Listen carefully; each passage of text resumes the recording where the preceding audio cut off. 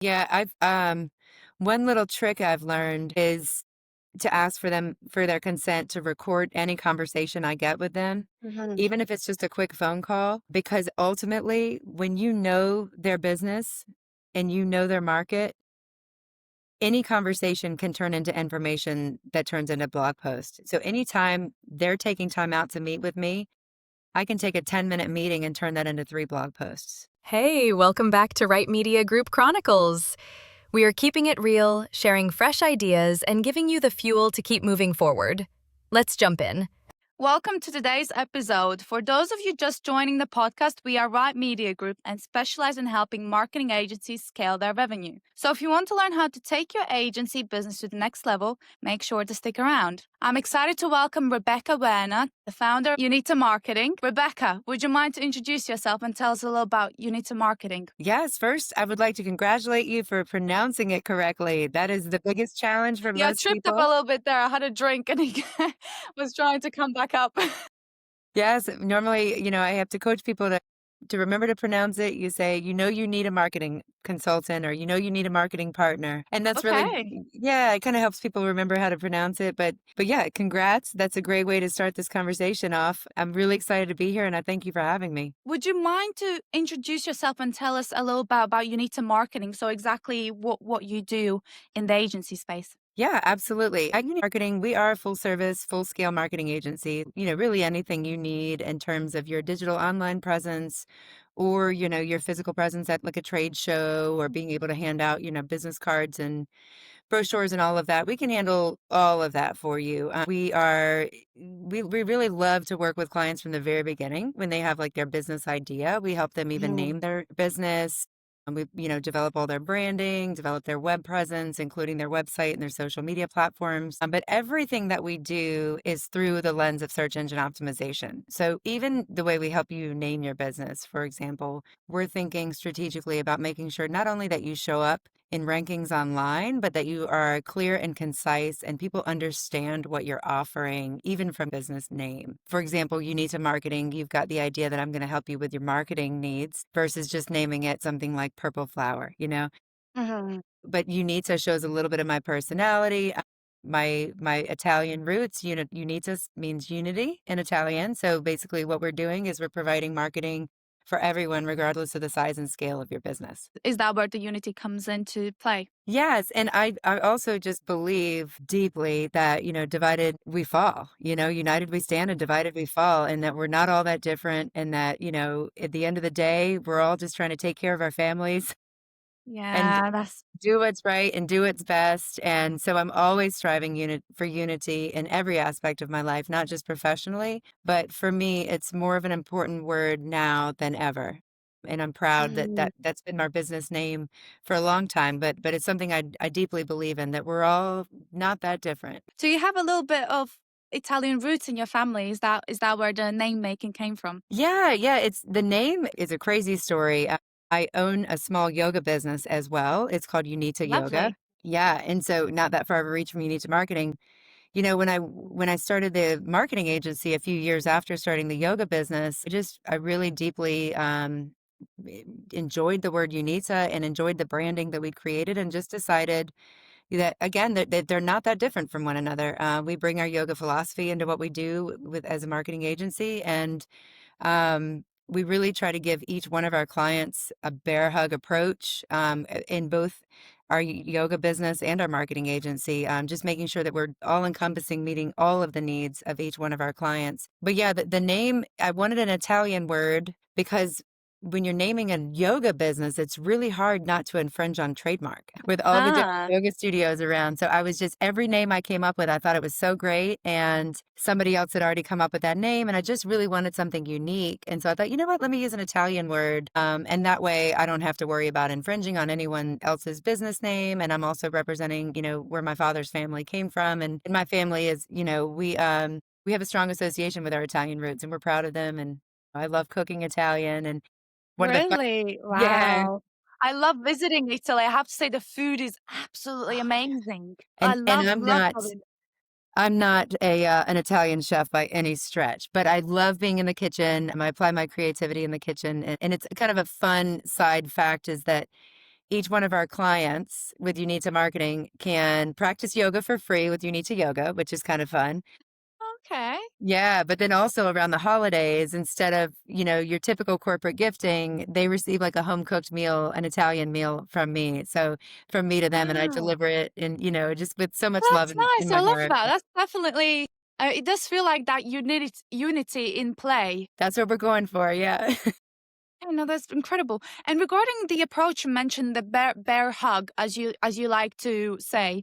So, what does that personalized VIP service look like in practice?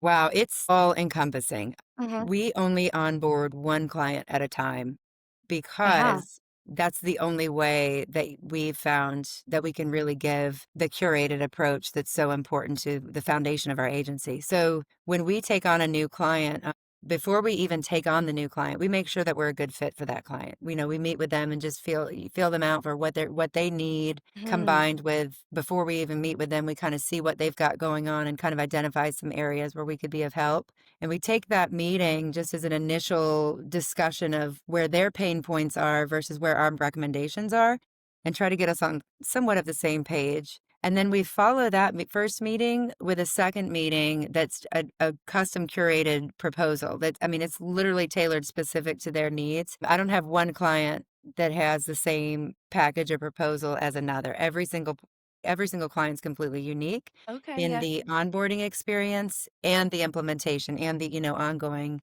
marketing that we provide. And then as far as the onboarding itself, that really depends. It can be, like I said, the most exciting thing for us. It's like Christmas morning when somebody says, I have an idea. I'd like to start this business, right? Then we can just go ground up, do everything exactly the right way from that optimization lens point.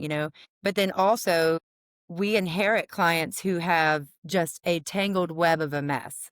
Just maybe they went maybe they went like a cheaper route for their web design and they're dealing with a website that's not meeting their needs, and maybe they have no idea who created what and the logins are all over the place and they've got 5 different Facebook pages. I mean, so Wow.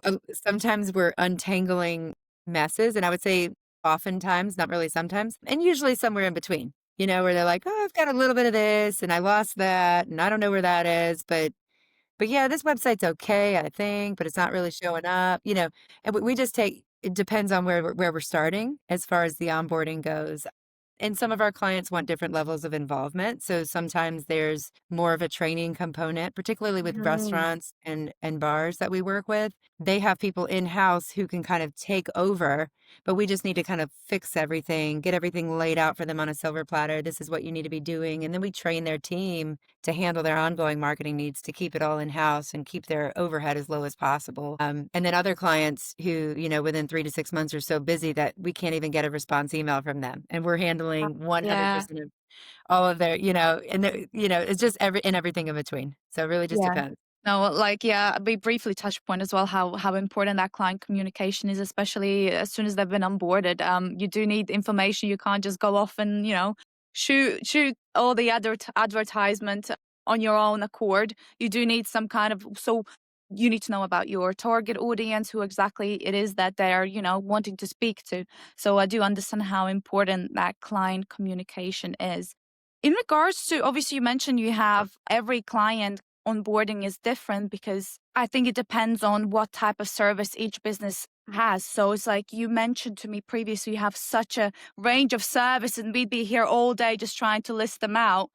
But it's like, how exactly do you realize what the customer needs? Like, what is your process to identifying that? Is that just the communication? So determining what one thing that they all have in common is that they want to grow their business. They're not going to Yes. call me in the first place if they don't want to grow. And actually, even that's not true, actually, because I do have clients that are growing, but just need me to untangle a mess for them Uh-huh. or just want me to take over what they're already doing because they've gotten too busy to maintain. Most of the time, they need help growing, right? And so they have that in common. So yeah, kind of on the front end, we identify number one, what do you do, right? Number two, who do you do it for? Like who's your audience, right? And then once we determine that, then we kind of can apply our own research efforts to figure out what are those people typing into Google to connect with businesses like Mm. yours. And then once we determine what people are typing into Google, then we figure out how to help you show up in those searches instead of your competitors.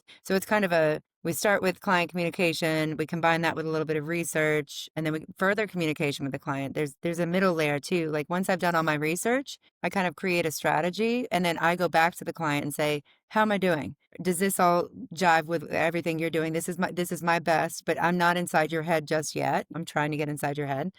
And there's discussion back and forth, and then once it's all agreed, then we kind of implement the on-page SEO for their existing site or their site that we're in the middle of developing, whichever it may be. And then we kind of have a publishing schedule that we create that helps meet those needs in an ongoing capacity. And then beyond that, it really is dictated by results, right? We've got to, if you're not checking your results, if you're not seeing what's working and what's not working, you're missing a huge part of the puzzle.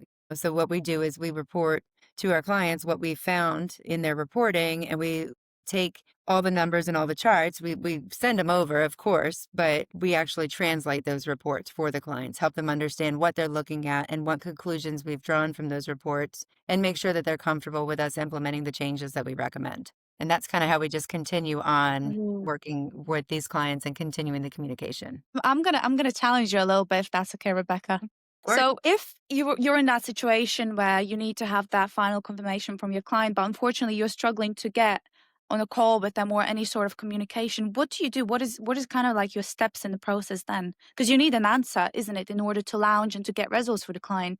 But that communication isn't there. yeah, so you mean on the front end, like when I'm still onboarding? Well, no, you're already on board. Well, pretty much, yeah. But you said when you're on the launching stage, like launching the service, and you kind of have that message, but you're not exactly sure if you're at the right angle, shall we say? Yeah, so that's more in the onboarding process. I find I don't really have too much trouble with the communication piece on the front end because I think it's really important that we set expectations before we initiate a relationship. I let the client, the potential client at that point, at the very beginning, I let them know I'm going to need a lot from you in this first month.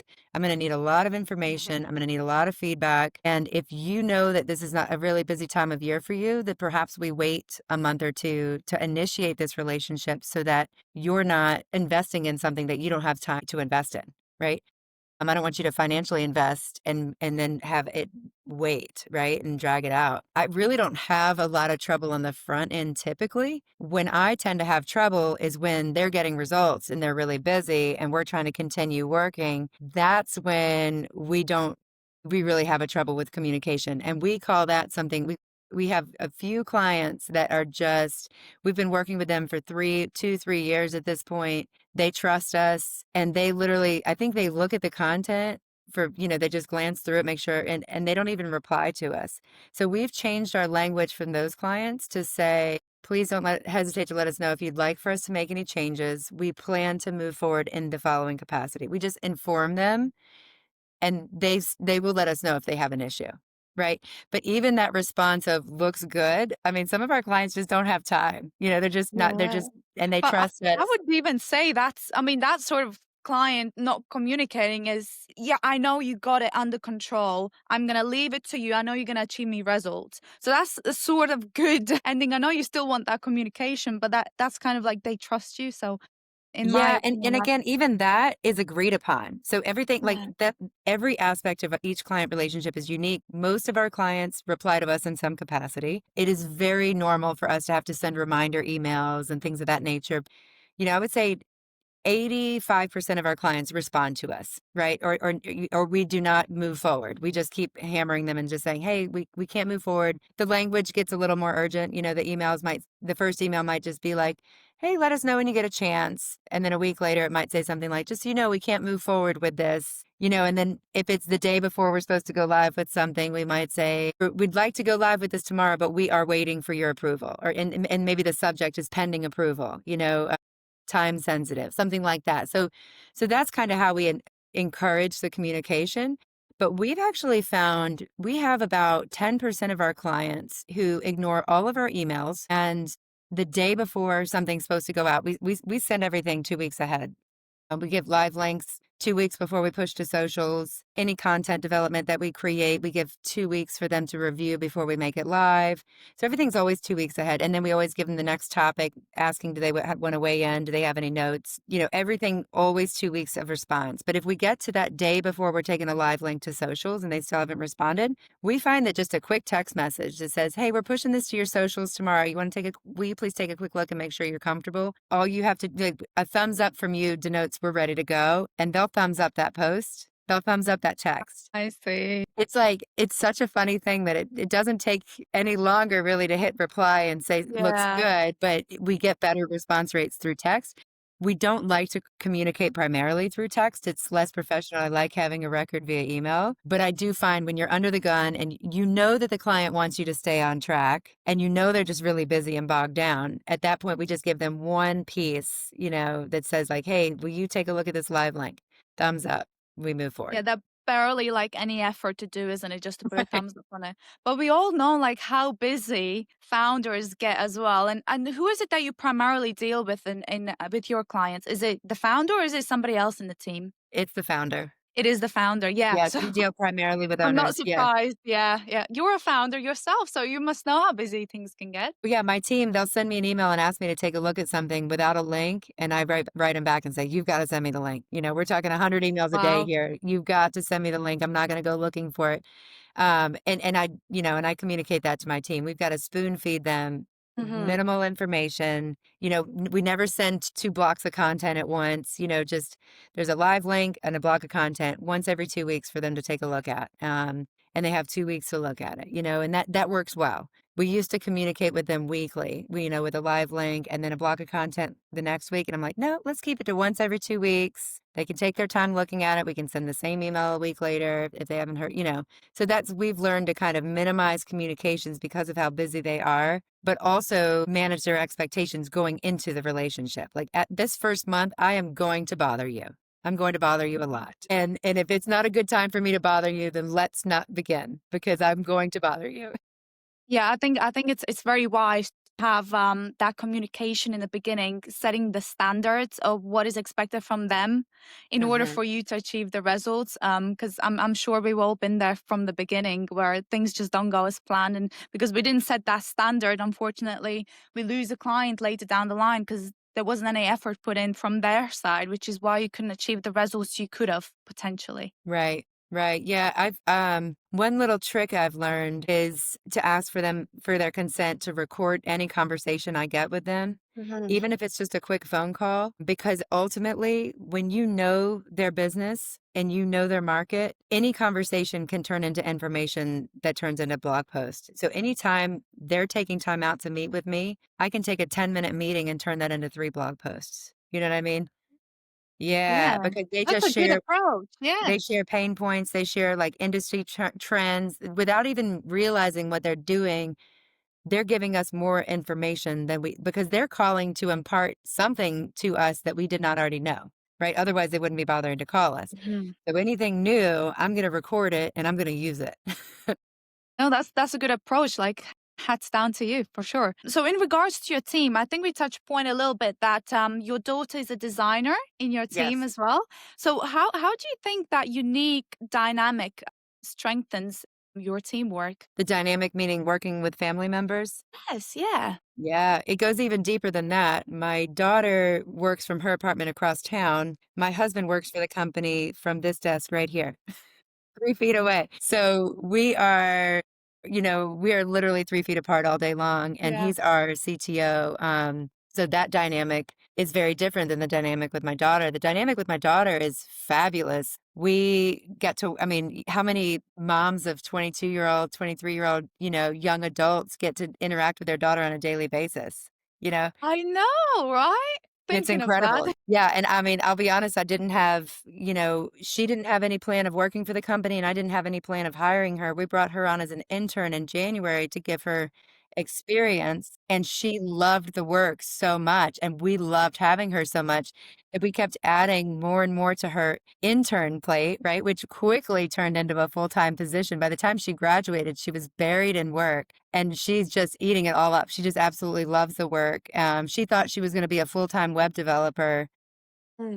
And she ended up loving the agency experience and having, every day brings a new challenge. And, she still really, really enjoys designing websites, but we're not always designing a website. Sometimes we're Uh-huh. designing a logo, and sometimes we're working on blog content, and sometimes we're, refreshing a site or just making site changes. But we're able to just throw all those things that, as marketing agency representatives, you and I both know we're in the back end of websites all day long, right? We've got an extensive amount of design experience ourselves, but I didn't realize how much time I was spending as not being a web developer myself. It takes me 20 minutes to figure out how to fix this one little thing, and it takes me 30 seconds to email her, and it takes her 90 seconds to fix it, right? So it's just so much more efficient to say everything that's not, simple that you don't already know to do, just send it to her. And if it's something that we need to learn as a skill, we jump on a meeting, she screen shares with us, she teaches us how to implement these changes moving forward so we can learn. And it's wonderful. And it's also really unique in that she and I both went to UNC Chapel Hill, the journalism and mass communications school specifically. So there's this school within UNC Chapel Hill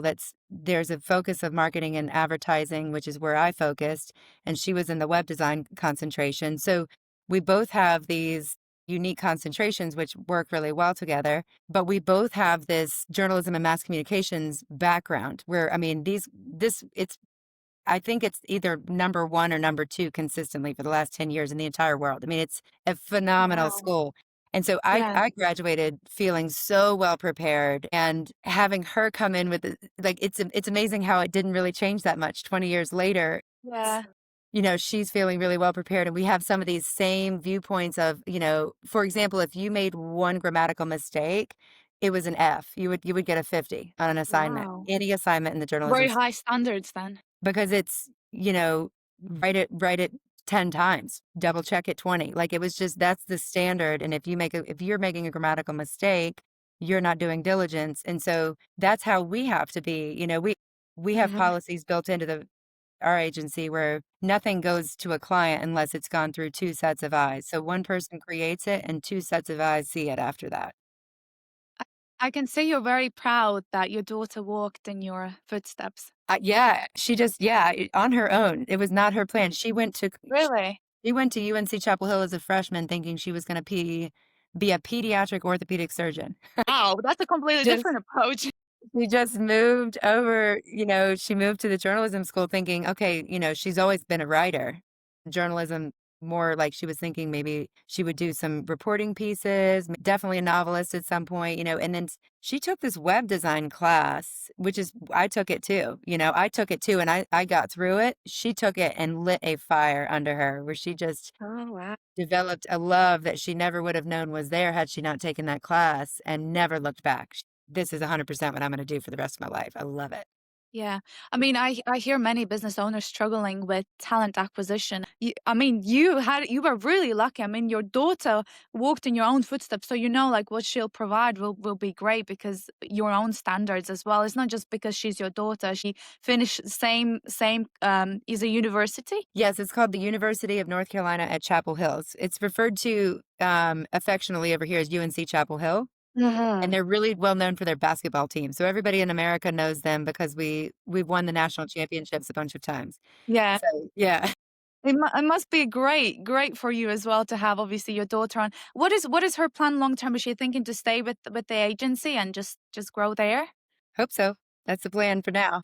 So in regarding to growth, obviously you mentioned about trying to stay boutique because you don't want to grow too much past the point of losing your quality for your Right. agency. So how do you still plan to grow? What is your kind of your safe space that you're thinking, yes, I want the agency to, let's say, have an extra 5 clients a month or That's a great question. One thing I've learned as a business owner is that it's great to make those plans. And it's also really important that we stay nimble and able to pivot Mhm. as needed. When I first started the agency, I thought it was going to be just me. I had no intention of hiring. And then I quickly learned that I would like to be able to take a half day or a full day or, God forbid, a week every once in a while, and realize that was impossible on my own. And also, I was really missing the collaboration that I had when I was with my former agency. Bringing Katie to the team, Katie's like, she was a huge asset to the team. She filled all of that for me. She took over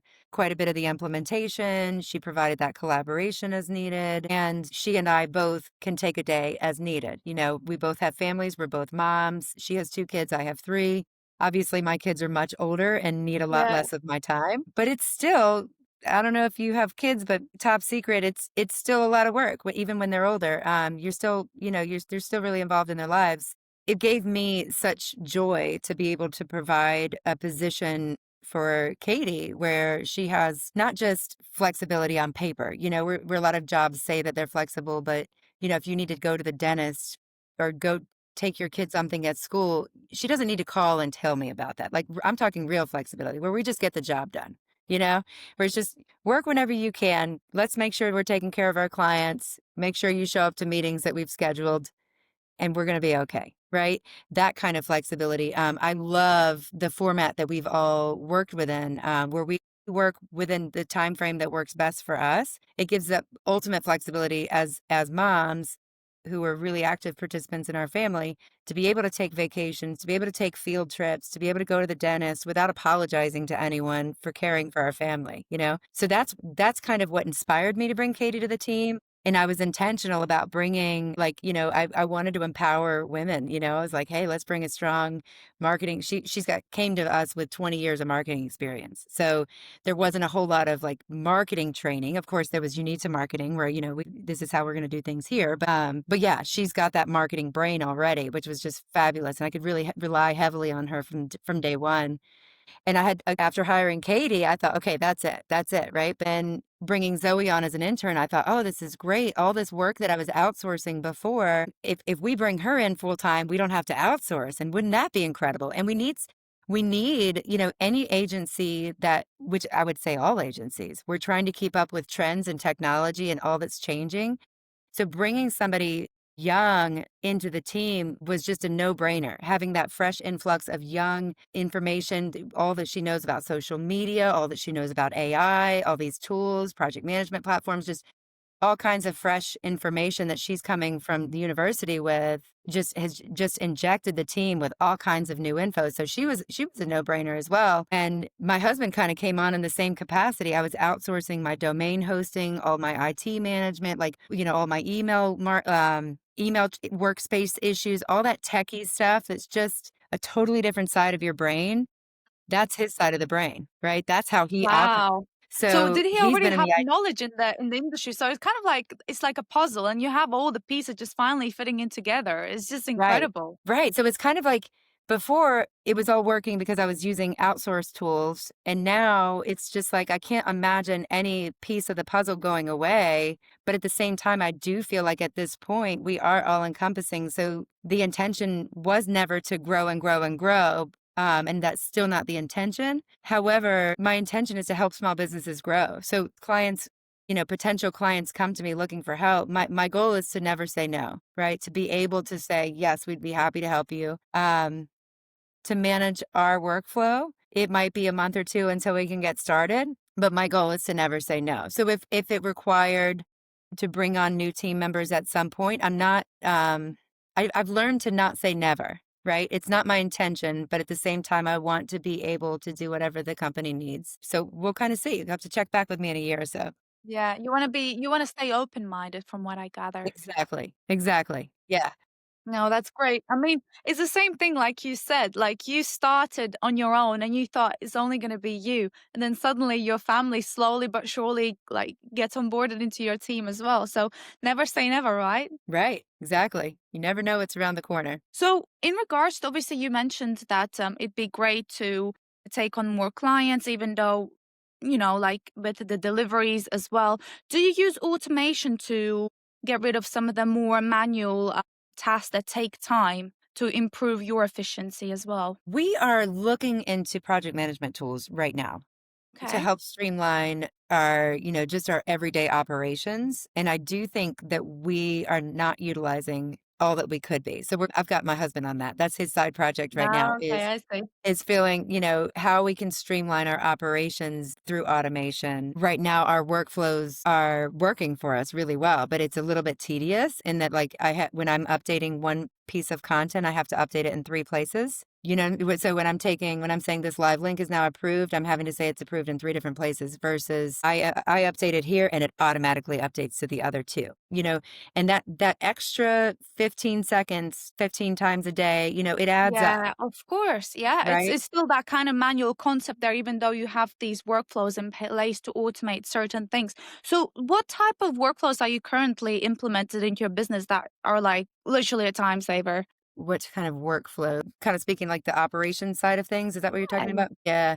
We're not really utilizing any automation. No. That's what I think is slowing us down a little bit. So Oh, yeah, okay, I that's see. what we're trying to implement automation on that side of things. I would say it's overwhelming, if anything, because there's so many new tools coming out every single day. And I'm like, what about the other one that came out yesterday? Is that any good? And now I've got this new one Right. to focus on. So it's like, where do you go? But like you said, you've got your husband on the go. Yeah, it's that there's always new and exciting tools to look at, and it's also that what we're doing is working, and so taking the time out of the business operations to implement a new tool feels overwhelming to try to bring everything and put it over into a new platform and to learn it. We do, as a business, we close 1 week a year in July just so that everyone can rest. And we close 2 weeks in December, the weeks that involve Christmas and New Year's. We just closed down as a company. We find our clients in the past that, that it's very hard to get business done during that time. It's communication is at a standstill. We feel bad communicating with clients because we know they're with their families and busy celebrating. So we just found that's a great time for us to close down and rest and rejuvenate and do all those things. But our goal this year is to use that 2 weeks at the end of December to make the change. So we're Ooh, deciding, I know, we're gonna do it. We're gonna pull the plug and do it. Which scares me because everything changes in our industry constantly and we're constantly having to evolve to change that we don't get to choose. So changing something by choice feels really it's scary. it just feels like, "Oh, but this is working and everybody knows how to use it," and it's a little bit tedious, but I also know that we've got to streamline our operations because that is not improving our client interactions. That's not improving the quality of our work. That's just slowing us down, right? So that's the kind of thing where it's like, we need to use automation there. Maybe less so like, one thing that might surprise you that I don't automate is lead flow drip email campaigns. I do not do that at all. And I'm probably one of the only agencies that don't do that. But any email that my clients get, it's coming from me. It's a real I email see. that I decided I would like to email this person. And I compose an email with my own language and hit send. And that's important to me.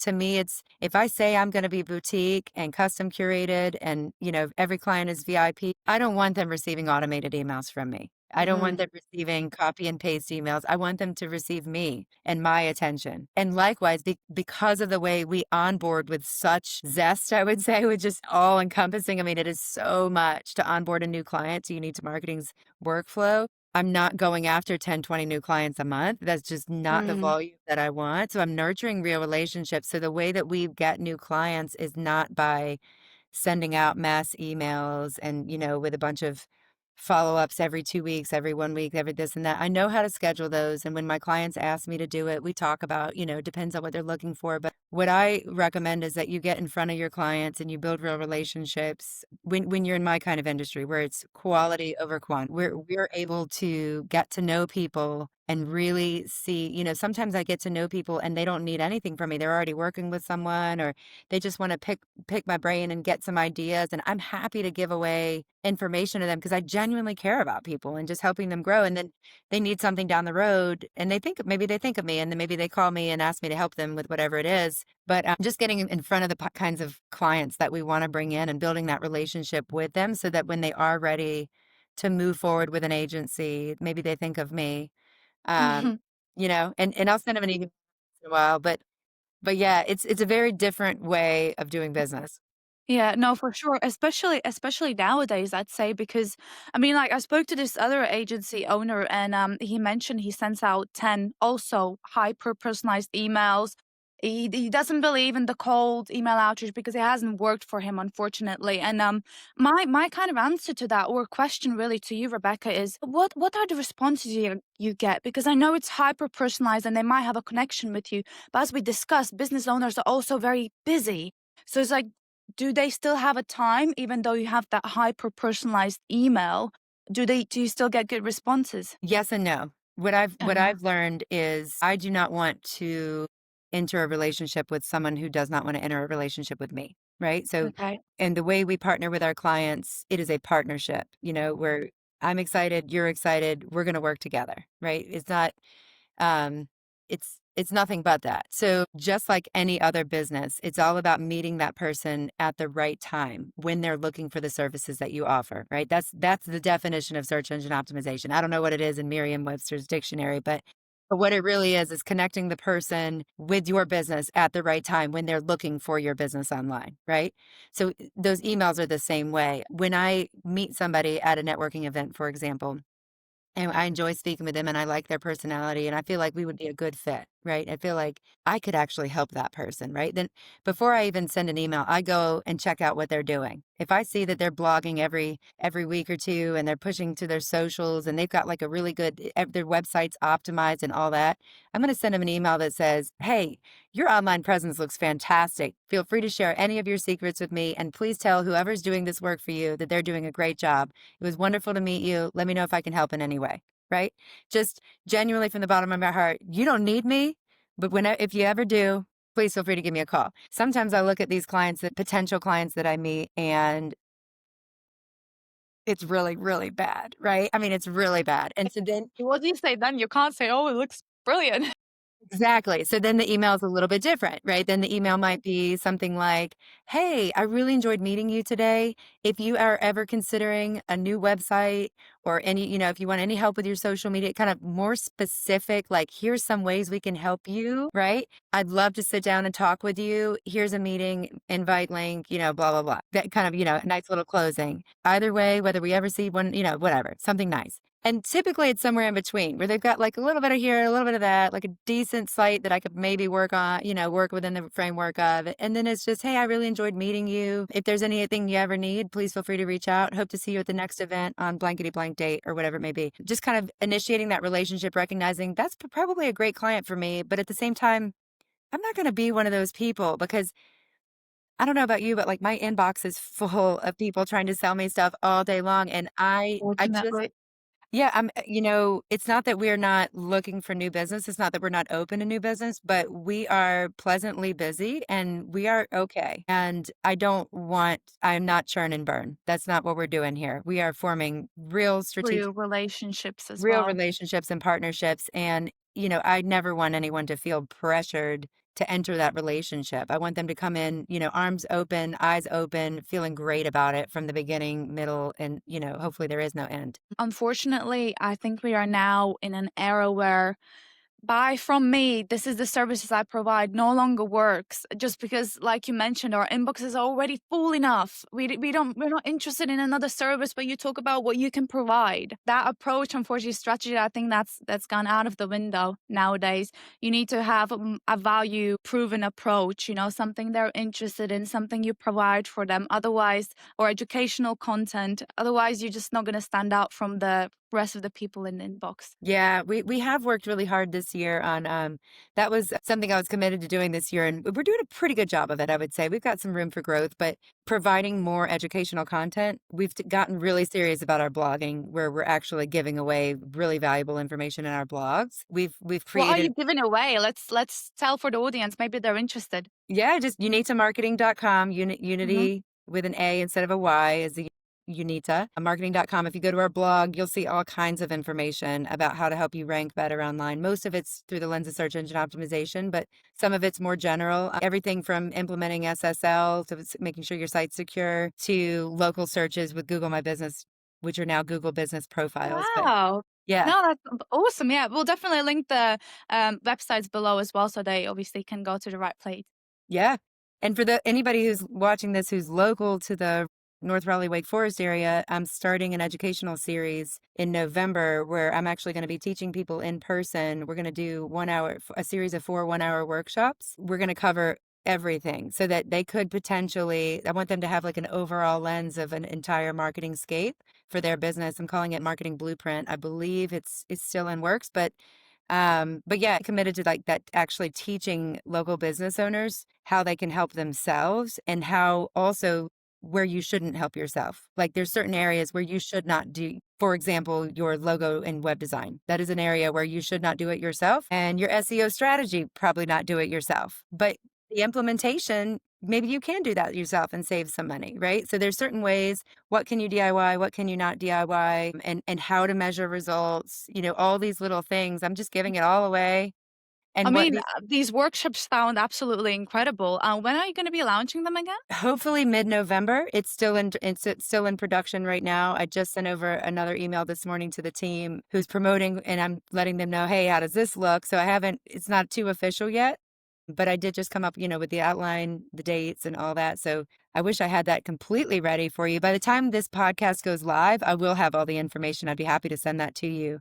Yeah, no, Because the absolutely. the other cool thing about it is we're gonna video it, and we're gonna Yeah. make the link available after the workshops. So, and I'll be giving away a ton of information in those workshops with the idea that, most people are too busy to keep up with this stuff, but more power to you. If you can do it yourself, go for it, do your best, and, if you get too busy, you know who to call. Yeah, That's the no, idea. absolutely. No, that's great. No, I think it's absolutely incredible providing that value to, business owners that do want to maybe do it in-house, or if they're looking for somebody who they can hire. Obviously, Rebecca's here as well.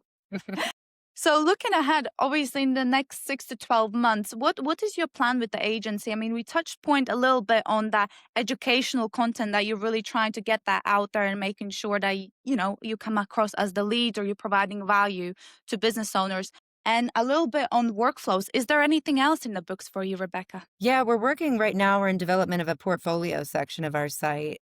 Mhm. That now that we have an in-house web designer, we can kind of add all the bells and whistles to our site that we've always wanted to have. So she's working on she's actually, to be completely honest, she's waiting on me for numbers. I see. She's actually completely done with the design and has been done with the design, but it takes some input from me that I have not done. But that's coming soon, a whole Mhm. portfolio section to the site. So you can see some of the sites that we've developed, some of the work that we're doing, some of the real changes that we've been able to make. It's something I've been wanting to do. I've been wanting to tell our clients stories too. Hmm. And this gives us an opportunity to highlight some of our clients and tell, what was their pain point? How did we help them? Where are they That now? sounds very powerful. Yeah, Are you at the stage of getting approval from your clients right now, or they already gave you the go ahead? it's a win-win for them because it's providing backlinks for them. So that's an easy sell. No, I'm at the point now where I need to sit down and gather the information. Yeah. She's created everything for me. So literally all I have to do is plug in numbers and plug in the story. As you probably know, the shoemaker shoes have the worst shoes, right? One of Mm. the one of the first reasons I brought Katie on was because I was not doing any marketing for Unita Marketing. The I see. socials were empty, the Yeah. blogs were empty because it was always just last on the list. And this is a perfect example of that. Everything is done except for the one tiny piece that requires my input, and it's always last on my list because my clients are always first. And Yeah. so when that day comes and I have time to put Unita Marketing first, it Mhm. will happen. It'll be all in one day. It'll go live probably, but Yeah. No, um that's great. Yeah, because I have heard as well from other agency owners because 'cause you're so kinda keen on delivering for your clients because 'cause you're like, "Oh, I've got him, and now I just wanna get the best results. I really wanna help them to grow into their business with their clients, with their revenue." Where kind of your agency goes on the back end of the exactly. priority task, unfortunately. But then again, they're talking about having a scare in the situation where sometimes as soon as you onboard a client, they can leave. And they got to the point where they only got left with 2 clients. So they had to really focus on the pipeline quickly, otherwise they end up going back to corporate. So there's a lot of scenarios. I would say it's very much so also a priority to put your agency first Yes. Yes, you're from that absolutely advice. right. And to any agency owner trying to do it on their own, just Oof. stop trying. You're not going to do it. You've got to bring in help. You've got to Yeah. be able to have a person that you can say, I need you to do this. I need you to talk about this. And where you can just talk and give them all the information and they can put it out there for you. And then you just edit it. Yeah. That's how Katie does all of our blogs. She's incredible at taking my blah, blah, blah, brain all over the place and bringing it Ideas. in. Yeah. Yeah, I mean, she tightens it up and it puts it in a beautiful package and, sends it over to me. And I'm continually impressed. I'm like, this is fantastic. Like, I'm so happy to put my name on this. Thank you. Yeah, I also hear a lot of concern with agency owners in regards to delegation. It seems like you've got that down in regards to what you have at your agency. Do you have any advice for other business owners out there? How can you delegate? Because sometimes they don't feel, when you're hogging something, you're like, I'm going to be the best at delivering this. I really don't want to give it to somebody else, but I have to in order to grow and to focus on the Yes. business strategy. It's such a challenge. And I feel like Yeah. I would be a hypocrite if I was giving advice because I could use some advice in this category. I will say when I look back 2 years ago to where I am today. I couldn't be here. I mean, no question, right? Yeah. I had hit a ceiling and that ceiling was so much lower than where we are now. We were meeting so many fewer clients' needs. And if you don't delegate, you hit that ceiling a lot sooner, right? And you can't move and you can't grow. Or you grow and implode and Mm.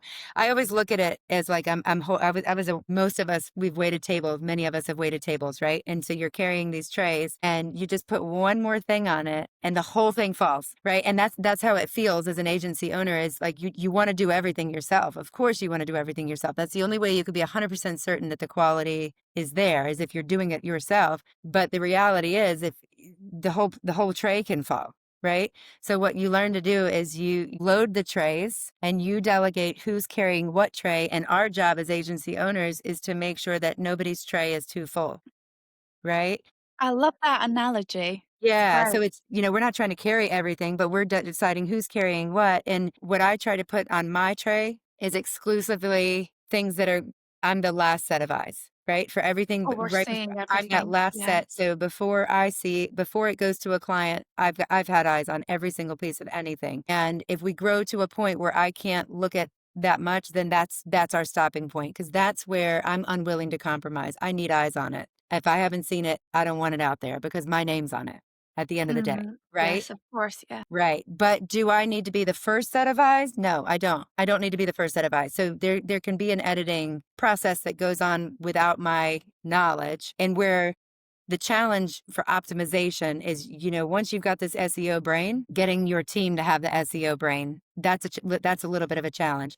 So Mhm. one way I've tackled that is I'm the first touch point and the last touch point, and everything in the middle is out of my hands. So what I mean by that is I hold close, near and dear to me. The other thing I refuse to outsource is reporting. And that's how I maintain that close connection with each one of our clients is I'm pulling all of their reports. I'm interpreting all of that data and any part of the report pulling that I can automate, that I can not automate, but outsource, I do. I absolutely like the keyword search auditing. I'm very particular about my keyword search auditing. I know we have all kinds of tools where we can automate keyword search audits.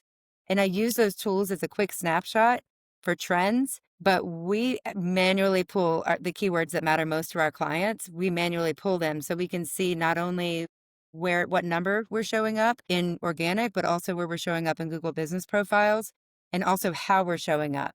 Are the right images pulling in? Do we have structured data? Do we have site links? Is an old link that's being redirected still pulling in? What needs to change? So there's certain things you can only get from a manual keyword search audit process, but that was the hardest thing for me to outsource, believe it or not, and it's the most tedious. It's the longest, it's the most time consuming, and my way of getting around that was my black and white IT techie guy right here that works 3 feet from me. He does them for me only when I'm sitting here. Like literally, that's the only way I was able to outsource that. I was like, okay, I want to be right next to you when you do that. So, like I always tell them, if you get too busy and we have to outsource this to someone else, we're going to have to pull up a seat for them in this room. And I have a desk right behind me. They're going to have to come in house because I want to know everything weird. Anything that doesn't look exactly right. I want to know anything that's dropping, anything that's going up. I want to know all the things and be able to answer any questions right on the spot so we can address it. To me, it's like an emergency when something's pulling in incorrectly. It's like, let's fix that right away, re-index it with Google, whatever we need to do. So that was the hardest piece. But yeah. So anyway, going back to my point, in that reporting, I take all the trends and what needs to be done, and I decide what we're going to be doing for the next 3 months. And I assign keyword optimization. So I'm like, sometimes I have a topic, and sometimes I'm like, you can pick the topic, but like, we need to go after this keyword phrase. So I'm saying, this is what I want you to optimize for kinds of notes. Usually it's like I've had a conversation with a client, and I'll say, minute 325, 30 seconds of notes here, or use this, Google Doc or whatever. So I just drop all kinds of notes in there. So I'm basically saying, like, talk about this, optimize it for this. And then on the back end, they're creating that content, going back and forth, editing for one another, making sure everything looks good. And then once they're ready, then it gets sent to me. Right. So it's like I'm the first touch point and the last touch point of every piece. And that's specifically for SEO. Yes. And most of what we do is kind of from that lens of SEO. Yeah. So to me, the outsourcing that I would recommend first would be the in-between, the actual implementation, right? Where you're directing what needs to happen and you're checking to make sure it happened, but the actual happening part you can outsource. Okay, no, that's brilliant advice for other agency owners out there as well. I'm doing this new thing, something new I'm trying is because obviously I speak to agency owners all the time. Now I'm going to ask you what question do you have for the next guest I'm going to have on the podcast? It's going to be an agency owner. It could be somebody very successful who's written bestseller books because we've had that before. Or it could be somebody a little bit smaller, who's just starting out. What question would you like me to ask them? What is the secret to agent engine optimization?